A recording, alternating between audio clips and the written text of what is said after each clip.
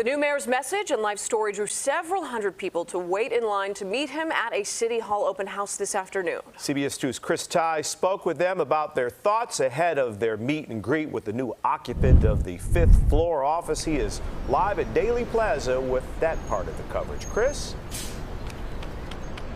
Hey, Jim and Marie, good afternoon to you. A pretty smooth day from start to finish, with one exception. There was supposed to be a meet with the City of Chicago residents going on right now behind us here at Daley Plaza. In fact, up until about an hour ago, there was a huge stage and risers and a big police presence here.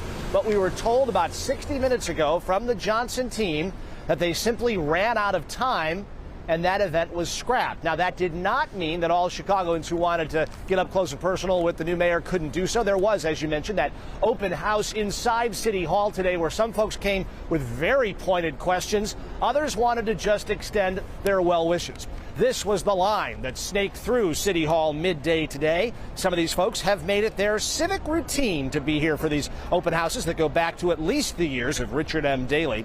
They wanted to send the new administration off on the right foot and make sure their messages are sent directly to the 5th floor.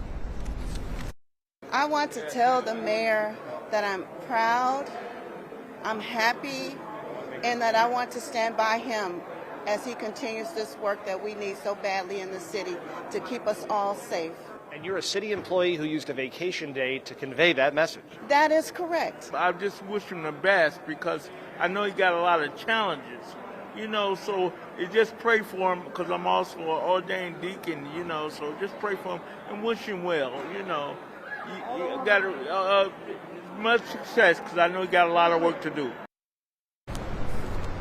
I was covering Mayor Johnson about 6 weeks ago, 2 days after he won the latest election, the election that secured him this mayorship. And then when he walked into this building across the street, there was raucous applause. A lot of people just filling the hallways, chanting his name, cheering him on.